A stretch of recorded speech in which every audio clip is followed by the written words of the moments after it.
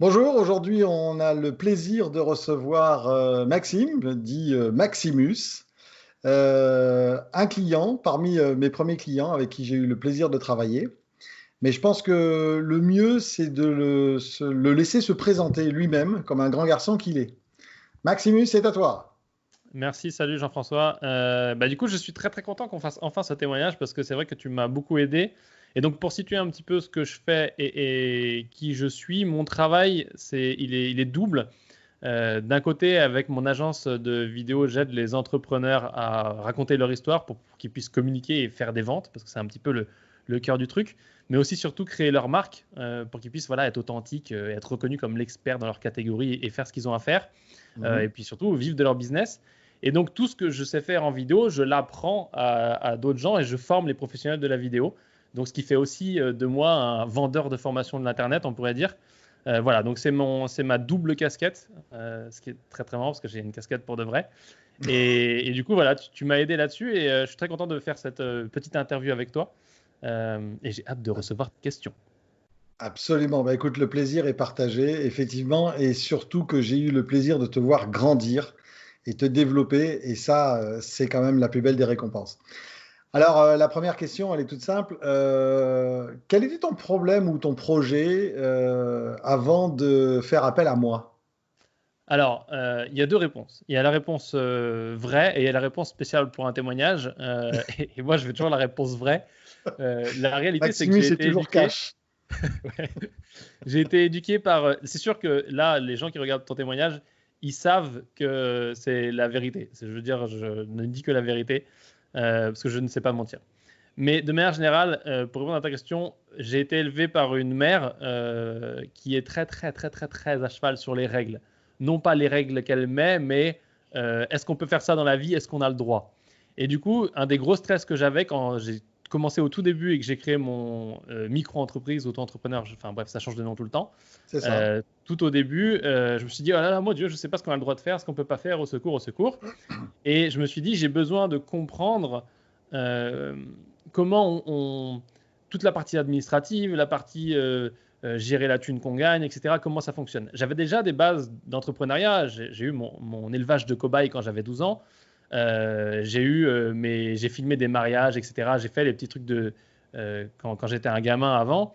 Et donc, l'entrepreneuriat de manière générale, je connaissais, je n'avais pas spécialement de soucis là-dessus. Mais j'avais besoin de faire en sorte et d'être sûr que tout ce que je fais, ce soit fait dans les règles de la loi, et aussi que Mhm. stratégiquement, ça ait un sens, c'est-à-dire au niveau du développement du business.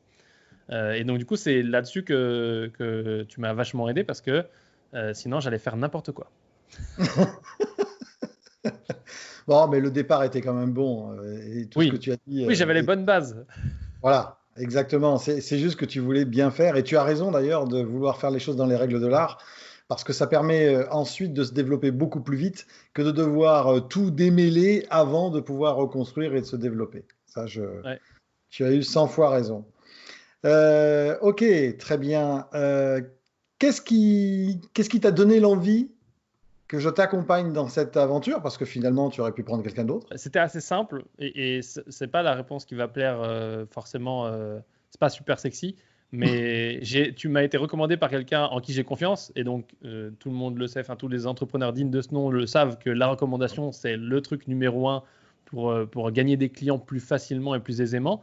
Euh, et donc tu m'as été recommandé. Et puis après voilà c'est le feeling, voilà l'entretien évidemment. On en a parlé, parlé de mes objectifs, parlé de ce que je voulais faire, des problèmes que j'avais. Tu avais les réponses que j'avais pas et j'avais pas besoin d'aller chercher 1000 autres personnes. Et au-delà de ne pas avoir besoin d'aller chercher 1000 autres personnes, j'ai pas le temps. Je veux dire, quand on a un objectif de créer une entreprise, de vivre de notre passion, de créer voilà, notre vision et d'être un réel entrepreneur et pas quelqu'un qui se plaint et qui veut juste gagner de l'argent facilement, je veux dire, on n'a pas le choix de dire, OK, je vais voir 15 personnes. Non, il y a un moment donné où il faut prendre des décisions, il faut prendre des risques, il faut savoir calculer le niveau de risque qu'on est prêt à prendre. Et je veux dire, on était tout à fait d'accord là-dessus. On a su trouver une manière de travailler ensemble, enfin, de faire en sorte que ce soit assez sécurisant pour moi et en même temps que ça me permette d'avancer. Et Ouais. je pense que j'avais pas besoin d'aller chercher et de dire, ah non, je suis pas satisfait de notre conversation, je vais chercher quelqu'un d'autre. Il y a un moment donné où il faut savoir prendre des décisions et c'est ce que j'ai appliqué à ce moment-là aussi. Oui, alors c'est aussi quelque chose qui te caractérise, c'est que Maximus va droit au but. Hein. Ce serait Oui, presque quelque chose au niveau footballistique, mais je ne suis pas footballeur. Mais c'est quasiment ça. Hein. Tu es quand même quelqu'un de précis, concis, efficace, et tu détestes effectivement prendre des chemins de traverse. Ceci dit, c'est la ça. recommandation, comme tu dis, c'est très important. Et effectivement, c'est vraiment quelque chose qu'il faut savoir travailler. Ok, très bien. Et alors, donc, en quoi ce coaching a changé ton business ou qu'est-ce qui t'a apporté vraiment? Il y a des trucs que j'aurais pu faire tout seul. J'aurais pu aller lire des textes de loi, j'aurais pu aller apprendre des choses, j'aurais pu comprendre la TVA parce que Non, oui, on c'est me vrai. l'a expliqué un milliard de fois. Et oui, j'ai regardé les vidéos de l'État et des gens qui font les petites vidéos animées et tout, ce qui accessoirement est aussi mon travail. Euh, et ok, j'ai compris la TVA, j'ai lu le livre d'économie de cinquième, j'ai lu le livre de gestion et j'ai fait un bac gestion. Donc je devrais comprendre tout ça. Mais il y a un moment donné où quand tu es en train d'essayer de diriger ton business et que tu jongles avec toutes les assiettes, Ouais.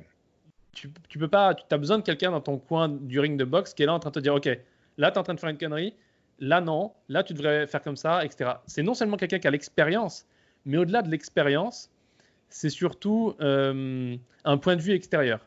Et c'est la même chose que moi j'applique quand je coach les gens, quand Mhm. j'accompagne des entreprises ou autres. C'est, je m'en fous s'ils ont déjà quelqu'un qui gère le département communication. Je m'en fous s'ils ont déjà un coach en stratégie, marketing, vidéo, blabla. Ce qu'on est là pour apporter les gens comme toi et moi, parce qu'on a une zone où on fait quand même un peu le même travail, c'est du conseil et de l'assistance, c'est de dire, OK, voici mon point de vue extérieur. Et donc, ce que vraiment tu m'as apporté là-dessus, c'est le point de vue extérieur avec les compétences qui vont avec que moi, j'avais pas, pour pouvoir soit confirmer ce que je faisais, est-ce que c'était bon, comment on peut l'optimiser, comment on peut l'améliorer, et faire des choses que je ne faisais pas. Notamment au niveau de la gestion de la thune, moi j'aime dire la thune, j'aime dire le flouze et le cash.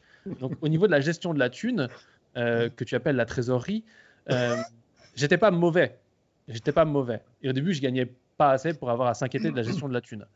Euh, mais du coup, c'est ce que je repense que tu as dit tout à l'heure, c'est intéressant, c'est que au début, tu gagnes pas beaucoup et tu dis ah j'ai pas besoin de quelqu'un pour faire ça. J'ai pas besoin de quelqu'un qui est en stratégie. C'est mon comptable qui va faire. Non, ton comptable, son métier c'est de compter, laisse-le compter. Maintenant, là où ça a été très intéressant pour moi, c'est que je mettais déjà des choses en place. J'avais déjà des répartitions de l'argent, etc. Parce qu'avant, j'étais intermittent et que même si on est la bête noire de la France, on doit savoir gérer notre argent. Et donc, mon éducation financière n'était pas mauvaise, mais pas adaptée à une entreprise. Et donc, du coup, c'est à ce moment-là où j'ai pu commencer en étant auto-entrepreneur, où j'ai appris des choses et où toi, ce qui était bien, c'est que tu m'as préparé au passage en entreprise. Euh, et donc, du coup, j'ai pu passer en entreprise sans voir une différence. Et c'est aujourd'hui la même chose que moi, je conseille aux gens que je coach. C'est OK, aujourd'hui, tu es auto-entrepreneur, mais un jour, peut-être, tu seras une entreprise. Donc, je t'apprends ce que mon coach m'a appris. Fais les choses correctement maintenant, parce qu'il ne s'agit pas de les faire correctement plus tard. Parce qu'aujourd'hui, je sais que ça existe. Il y a des gens qui font 1, 2, 3, 4, 5, 7 millions mais qui ne savent pas gérer leur thune. Et en fait, ils ont de la thune qui, c'est une passoire. Ça coule de tous les côtés et ils s'en rendent même pas compte. Mais comme ils ont de l'ego et qu'ils sont sur d'eux et qu'ils n'ont pas voulu faire le travail en amont, bah, ils se retrouvent à pas avoir voilà, toute la thune qu'ils gagnent. Donc c'est bien de faire des ventes. Mais je pense que ce que j'ai voulu faire en travaillant avec toi, ce que tu m'as apporté, c'est le fait qu'aujourd'hui, chaque vente que je fais et chaque euro que je gagne, je sais où il va, je sais comment il est géré, je sais comment je le gagne, je sais comment le garder et en garder un maximum. Et je sais comment aussi être honnête et payer ma TVA à l'heure, payer mes charges à l'heure, payer comment on dit en français, Ouais. mes prestataires à l'heure, etc. Donc c'est vraiment sur ce truc-là de faire en sorte que ça tourne comme une horloge suisse et Mhm. d'anticiper les problèmes de l'évolution que potentiellement en tant qu'entrepreneur, quand on est à tête dans son business, on ne peut pas encore anticiper parce que soit on est trop jeune en tant qu'entrepreneur, soit le business est trop jeune. Ouais. Donc c'est vraiment tout ce truc-là où c'est un petit peu l'aspect prévoyance sécurité pour pouvoir bien se développer quoi. Alors, je vais rebondir sur ce que tu as dit Et je parce que parle c'est vite très aussi. important. Oui, mais ça, je pense qu'ils ont pu le constater pendant l'interview. Ils n'ont pas besoin de mettre en avance rapide, sinon ils vont rien comprendre. Le point que tu as soulevé est très important, c'est parce qu'aujourd'hui, on voit beaucoup sur la toile et on entend beaucoup parler de chiffre d'affaires. On fait du chiffre, Ouais, on fait du chiffre, on fait du chiffre. Et comme tu l'as dit très justement, faire de chiffre, c'est une chose, gagner sa vie, c'en est une autre. Être ouais, rentable, c'est encore autre chose. Et mettre de l'argent de côté pour justement faire face à des situations comme on est en train de vivre en ce moment, c'est encore tout à fait autre chose. Et c'est vrai que pour ça, tu as été quand même un excellent élève parce que les bases étaient saines quand même au départ.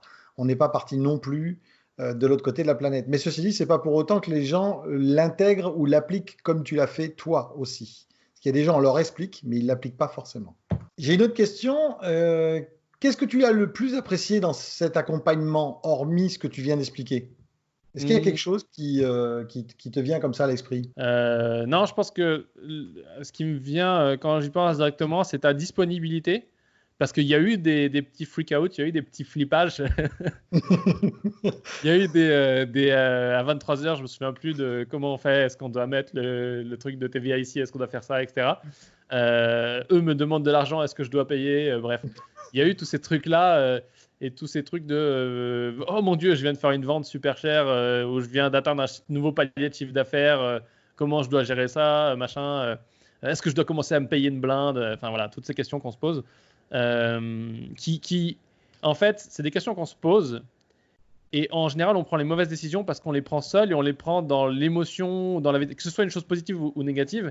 Et l'avantage, c'est que là, j'avais quelqu'un, encore une fois, à cette même métaphore, dans mon camp pour dire, OK, voilà ce qui vient de se passer, j'ai besoin d'aide pour prendre cette décision. J'ai besoin de ce regard extérieur pour prendre cette décision et faire en sorte de ne pas faire n'importe quoi. Parce que les décisions émotionnelles, il n'y a rien de pire pour tuer un business. C'est bien d'utiliser son intuition, mais pas pour les décisions qui peuvent coûter beaucoup. Et c'est vraiment ça que j'ai apprécié, c'est-à-dire que j'avais quelqu'un qui était disponible, pas à des horaires de bureau, oh mon Dieu, non, je ne réponds pas à cette heure-ci. J'avais quelqu'un qui était au maximum de sa capacité disponible pour pouvoir me filer un coup de main et pas me laisser dans la merde. Et ça, c'était vraiment... rien que pour ça, moi, ça me va. C'est... D'accord, bah c'est très bien. Il y a des SAV pourris. Hein.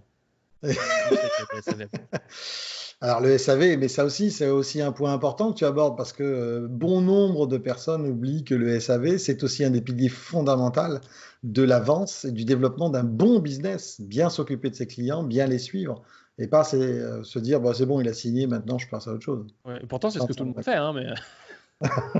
mais le problème, c'est qu'un client insatisfait, c'est un client perdu. Et ceux qui ont un bon positionnement et qui savent ce qu'ils font le savent ça parce qu'en général ils récupèrent les clients des autres, donc en gros ceux qui ont pignon sur rue qui font plein de chiffres d'affaires, leurs clients insatisfaits ils vont vers ceux qui font un moins grand chiffre d'affaires mais qui vont vendre beaucoup plus cher, qui vont faire des marges énormissimes parce que eux ils vont avoir pris le temps de satisfaire des clients que les autres ne satisfont pas. Donc en gros c'est est-ce que tu fais du chiffre ou est-ce que tu veux bien gérer ton business et faire de la bonne marge et aider des clients qui seront très heureux parce que tu vas faire un bon SAV et tu fais un bon SAV au-delà du SAV. Alors, ce qu'on appelle le SAV, c'est vraiment, en plus des ressources que tu mets à disposition et des heures de coaching prévues, tu es à dispo dans le maximum qu'un humain peut avec une vie normale. Et ça, c'est vraiment un atout parce que tu restes pas dans ta merde quand tu as une question et quand tu es dans le doute et quand tu es. Voilà. Et on sait tous, petits ou gros entrepreneurs, et j'ai la chance aujourd'hui d'avoir une évolution qui me permet d'être un moyen entrepreneur, on va dire. On sait tous qu'à tous les niveaux, on reste humain et même avec l'expérience qu'on a, même avec l'ego qui pour certains est beaucoup trop lourd pour eux, on sait qu'on a tous des petits freak-out et c'est bien d'avoir quelqu'un à qui qu'on peut joindre et on peut dire voilà, là je suis en train de péter un câble sur ce truc-là et j'ai besoin d'aide et ça franchement, moi je dis palme d'or parce que ça m'a vraiment beaucoup aidé et Dieu sait que j'ai eu des freak-out. Ouais, bah, écoute, je te remercie, mais non, mais je te rassure, hein, tu n'es pas seul du tout hein, dans ce cas-là. C'est justement ces accompagnements-là sont là pour ça. Un coach, c'est là aussi pour ça. Est-ce que tu pourrais définir ce coaching en 3 mots? Est-ce que c'est possible? Je sais que ça va être dur pour toi, hein, parce que généralement, ça va faire à peu près 3 heures, mais je voudrais juste 3 mots, s'il te plaît. Alors, je vais faire une phrase. Mais il faut que je trouve 3 mots pour mettre dans cette phrase. Non, je sais pas. Non, mais quelque chose. Ça, c'est une question compliquée parce que la synthèse. Qui t'ont le plus plu. Je pense que clairement, la clarté, la disponibilité, qui est, que je viens d'exprimer en long, en large, donc je peux utiliser qu'un mot cette fois-ci. Et la fiabilité, je dirais. Parce que ça, c'est important. Aujourd'hui, tu as plein de zouzous qui vont te dire « Ouais, gagne plein d'argent et tout. » Et moi qui vis maintenant aux États-Unis, je suis spammé par les zouzous de l'Amérique. Et oh mon Dieu, mais tous les vendeurs de bullshit, c'est extraordinaire. Et d'ailleurs, c'est marrant parce que c'est mon job de détecter la bullshit pour faire en sorte que quand mes clients se fassent caméra et qu'ils travaillent avec moi, ils ne sont pas en train de balancer du bullshit pour ressembler à tous les autres bozos. Et donc, du coup, ça, c'est vraiment un truc, c'est que non seulement tu donnes pas des conseils de bozo, mais on sait que quand tu donnes un conseil, on peut s'y fier. Non seulement parce que tu le sais, et je l'ai déjà vu de mes yeux, quand tu es sûr de le savoir, tu vas quand même vérifier pour être sûr de pas dire des conneries, de pas dire des conneries. Et ça, oh mon Dieu, il y a tellement de bozos qui ne le font pas et qui disent n'importe quoi et qui derrière tu te retrouves avec des conneries et tu te retrouves à rattraper des conneries qui en théorie sont des problèmes que eux ont créés alors que tu les embauches pour ne pas avoir de problème. Enfin, tu les emploies ou tu les sous-traites pour ne pas avoir de problème. Et ça, c'est un problème. Donc je pense que la fiabilité, c'est genre important. Non pas que tu sois une banque suisse, mais je pense que c'est super. D'accord. Non, mais tu as raison, c'est vrai. Et plus je vieillis, plus je sais que je ne sais pas forcément tout. Donc ça veut dire que même quand tu as des certitudes, il faut quand même aller vérifier qu'à partir du moment où on donne un conseil, que ce que l'on est en train de dire est vraiment solide ou n'a pas changé, parce que là aussi, il y a les textes de loi qui évoluent tellement vite. Oui. Parce que ce qu'on est en train de conseiller est très important pour la personne à qui on le donne. Alors, on va faire quelque chose d'assez surprenant. Moi, j'en ai rarement vu dans les interviews, mais j'aimerais bien que tu me dises aussi qu'est-ce que tu aurais aimé voir en plus et que tu n'as pas eu. Bonne question. Alors, c'est compliqué parce que mon évolution aujourd'hui... Enfin, c'est compliqué parce que je vais potentiellement répondre avec ce que je sais aujourd'hui. Et avec là où j'en suis maintenant, ce qui ne correspond pas à mon état d'esprit et mon état d'entrepreneur et d'avancer quand on était en train de travailler ensemble de façon régulière. Donc, je ne sais pas, c'est compliqué. Compliqué de répondre parce que qu'est-ce que j'aurais aimé voir Je vais répondre à un truc nul, mais je ne sais pas, une... Mais ne réponds pas alors. Ouais, non, non, mais je sais pas, un truc, tu vois, où... non, je sais pas. J'ai pas de réponse bien en fait. Non, mais c'est très bien. Il n'y a pas d'obligation. Non, mais c'est nul. J'ai pas de réponse intéressante. Très bien. Ben, ça veut dire que tu étais intégralement satisfait de ce qui s'est passé. Ouais, carrément. Non, c'est non, j'ai payé, j'ai eu pourquoi j'ai payé. Donc. D'accord. Alors sans dire qu'il y a des choses. Enfin, oui, bien sûr, tu peux toujours améliorer des trucs. C'est pas, je dis pas, oh, c'était parfait. Excusez-moi, c'était parfait. Non, ça n'a rien à voir avec ça. Mais c'est vraiment de dire, ok. Qu'est-ce que tu pourrais rajouter en plus? J'ai rien d'intelligent à dire, donc je me tais. Ça, c'est beau. C'est un beau moment. Ben, on va revenir justement à quelque chose que tu disais au début de cette interview. Recommanderais-tu cet accompagnement? Et si oui, pourquoi? Ouais, alors, je le recommanderais parce que non seulement je le recommanderais parce que je l'ai... Bref, voilà, j'ai été dedans, ça, machin. Mais aussi parce que je sais que c'est un truc que les gens ne veulent pas faire, parce que c'est pas sexy. Comme il y en a, ils sont un petit peu concons, et ils préfèrent dire je veux faire un gros chiffre d'affaires. Et je dis oui, mais ton gros chiffre d'affaires, t'en gardes combien, bonhomme? C'est parce que là, en fait, c'est bien de gagner plein d'argent, mais gagner plein d'argent pour faire un SAV pourri, avoir tes clients qui se barrent ou qui sont insatisfaits, t'es même pas au courant parce que t'es une tanche, et derrière, garder trop peu de thunes, et quand il y a une crise qui frappe, ou un confinement, ou un virus, ou une guerre, ou machin, tu te retrouves le cul dans la flaque, c'est con quand même. Donc, aujourd'hui, oui, je recommanderais. Ah, mais c'est vrai, je recommanderais ça à tous ceux qui ne veulent pas se retrouver le cul dans la flaque parce qu'ils ont juste mal géré leur entreprise. Et le problème, c'est que certaines fois, tu ne t'en rends même pas compte que tu gères mal ton entreprise. Mais parce que tu penses que tes gros chiffres, ça veut dire que tu es un cadre. Non, ça veut juste dire que potentiellement, tu perds de la thune, mais tu ne t'en rends pas compte. Donc, emploie quelqu'un qui va t'aider à voir où est-ce que tu perds de la thune. Ça fait plaisir de voir Maximus gérer ça comme ça, parce que tu dis exactement ce que je dis. Bah, écoute, bravo, tu vas pouvoir me remplacer. C'est extraordinaire. Les gens que je forme, je leur apprends ce que tu m'as appris. Je leur dis, écoutez, les gars, je veux dire, à un moment donné, tu peux facturer plein d'argent, mais si tu fais pas de marge, ça sert à rien. Parce que si tu veux, moi, clairement, pour que les gens ils aient du contexte et ils comprennent pourquoi je suis capable de dire ça aujourd'hui, je répète pas la soupe qu'on m'a enseignée. Et en général, je n'ouvre la bouche que quand je suis sûr de ce que je dis et que quand j'ai testé quelque chose dans la vie. La raison pour laquelle aujourd'hui je peux le dire, c'est parce que j'ai des gens en face de moi que je coach ou que j'accompagne dans mes formations ou autres, pour les professionnels de la vidéo que je forme, qui facturent. Et aujourd'hui, quand ils ont fait une vidéo qui est bien pour le client il est content, eux, ils continuent à passer 15 heures sur la vidéo parce qu'ils la veulent parfaite. Et le problème, c'est que les 15 heures qu'ils passent sur la vidéo, soit c'est du loisir, à ce moment-là, il n'y a pas de problème, soit ils sont en train de niquer la marge qu'ils avaient prévue sur ce client. Et donc, du coup, c'est un problème parce que, oui, c'est ta passion, mais là, ta passion est en train de devenir un travail qui te fait perdre ta thune que tu as signé au début. Donc, c'est ni bon pour ton client, ni bon pour toi parce que tu t'uses. Et même si tu peux dire que c'est ta passion, on le sait tous que quand tu fais ton travail et ta passion qui sont la même chose, à un moment donné, tu vas en avoir marre. Donc, ce que tu ferais mieux, c'est d'aller faire autre chose. Et c'est un truc qui est super important. Et ça, c'est un truc qui me vient en partie de toi, qui était solidifié par notre travail ensemble. C'est que faire des gros chiffres, ça ne veut rien dire. Et d'ailleurs, c'est la même chose pour ceux qui font de la vidéo, qui communiquent. Faire des gros chiffres, faire des likes, faire des grosses vues sur YouTube, ça n'a aucun intérêt. C'est ce qu'on appelle en anglais des vanity metrics. Ça n'a aucun intérêt. Donc, je préfère faire moins d'argent, mais en garder plus, plutôt que faire beaucoup d'argent et pas savoir où il va. Et voilà. Donc, c'est vraiment cette philosophie qui est super importante de savoir où va ton argent. Et ça va avec le fait de gérer ton business de façon éthique, d'être proche de tes clients, de savoir comment tu peux mieux les aider, d'être sûr qu'ils sont satisfaits, etc., etc. Absolument. Extraordinaire, Maximus. Rien à dire.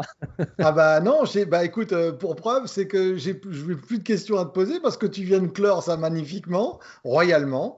Non, mais ça fait plaisir, en fait, de t'entendre parler comme ça, de ça, parce que quand tu transmets quelque chose à quelqu'un et que cette personne se l'approprie, Ouais. et puis après le redonne avec conviction, force, et même parfois avec un peu de punch, comme tu sais faire, avec tes mots, Avec une parcelle en fait, d'honnêteté. c'est ça, le côté un peu cash. Mais tu as raison de l'être et ça correspond. Eh ben, ça fait toujours du bien parce qu'on se dit finalement c'est bien, ce qu'on enseigne, ça sert. Écoute, je te remercie beaucoup pour ce témoignage. Est-ce qu'il y a quelque chose que tu veux rajouter avant qu'on termine?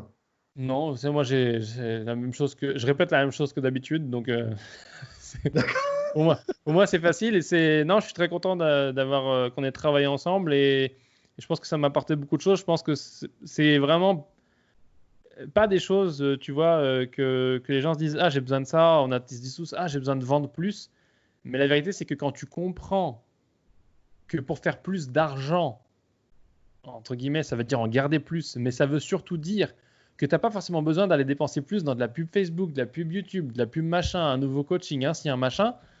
Tu as juste besoin d'une personne qui va te montrer où est-ce que la thune est. Et ça ne veut pas forcément dire la croissance avec des nouveaux clients. Et si ça veut dire la croissance avec des nouveaux clients, si ton business aujourd'hui, tu es sûr que tu maîtrises tes finances, ça veut dire aussi, OK, je vais scaler mon business, je vais grossir mon business, je vais vouloir mettre de la croissance là-dedans. Mais en faisant ça, il va falloir que tu sois sûr que tu développes les choses dans le bon sens et que tu les développes avec les bonnes marges aux bons endroits, en ayant tous les bons calculs bien comme il faut. Et ça, je ne peux pas t'expliquer, Jean-François, c'est son métier. Mais voilà, en anglais, ils disent le forensic. Forensic, c'est ça, le CSI, les gars qui vont explorer les machins et tout. Et il y a la même chose pour les comptables. Quand tu veux acheter des entreprises, t'embauches un comptable qui va aller creuser pour trouver tous les cadavres. Et ça, aujourd'hui, c'est l'avantage, c'est que moi, j'ai pas envie de le faire. Je sais pas le faire, ça m'intéresse pas. Je sais pas lire un bilan. Je sais lire les bases de mon bilan. Donc, le bilan, je sais que je l'envoie à Jean-François en PDF. Et j'ai pas besoin de m'occuper de où est-ce qu'il y a ça qui va mal, etc. Et je sais qu'on va pouvoir ensemble faire un deep dive, aller en profondeur sur la chose qui va pas. Et aujourd'hui, mon travail, c'est de gérer le business et de ce que je ne sais pas faire, de trouver les bonnes ressources pour m'aider à le faire. Donc je pense qu'aujourd'hui, pour ma recommandation finale, je parle directement à toi qui regarde ça et qui te dit est-ce que je dois le faire ou pas. C'est pas une question d'argent. Est-ce que tu es un vrai entrepreneur? Si oui, tu dois trouver quelqu'un. Si ce n'est Jean-François, c'est au moins quelqu'un comme Jean-François qui est honnête, fiable et qui va pouvoir t'aider. Jean-François a des cheveux blancs, c'est un avantage. Si tu n'es pas un vrai entrepreneur, arrête tout de suite, retourne en CDI, ça ne marchera pas. Tu vas galérer pour rien, ça ne sert à rien d'être entrepreneur pour galérer. C'est la vérité, d'autres ne te le diront pas. Moi, je le dis à mes clients, je te le dis à toi. Et la raison pour laquelle je suis aussi à l'aise, c'est parce que je le dis très souvent aux gens. Oui, je confirme. Tu n'es pas du tout dans un rôle. Tu es vraiment totalement naturel, là. Tu as 100% de naturel. Là, je suis chaud, là. Non, mais c'est très bien. Mais je pense que le message est bien passé. Écoute, en tout cas, je te remercie beaucoup pour ce témoignage très touchant. C'est très, très bien. Moi, j'incite tous ceux qui sont intéressés à tout ce qui concerne l'univers de la vidéo à aller te retrouver sur, et je te laisse faire ta pub. Ouais, sur racontagehistoire.com. Voilà. Enfin, j'imagine que vous n'êtes pas des professionnels de la vidéo. Si tu es un professionnel de la vidéo, c'est maximusuniversity.fr. Et ceux qui sont vraiment focus sur je veux grossir mon business parce que j'ai déjà employé Jean-François, il me donne les bonnes stratégies. Et maintenant, je veux faire en sorte de pouvoir avoir l'air d'un expert, faire des bonnes vidéos, raconter mon histoire et pas avoir l'air d'un de ces autres bozos qui fait de la pub racontant tous la même chose avec la même stratégie qui ramène que des clients pourris. À ce moment-là, tu sais qui tu dois venir voir. Et je te dirai la vérité toujours. Pour les plaintes et tout ça, pour les noms d'oiseaux, de bozos, tout ça, vous vous adressez directement à Maximus. Moi, je ne suis pas responsable de ce qu'il vient de se dire. Bozo, c'est gentil. Hein. Oui, c'est vrai. Oui, tu t'es mesuré. Oui. Oui, pour ton audience, je me suis dit, je vais être quand même plus... plus soft. Ouais, je te remercie. En tout cas, je te remercie vraiment beaucoup. Et je te dis à bientôt. À bientôt.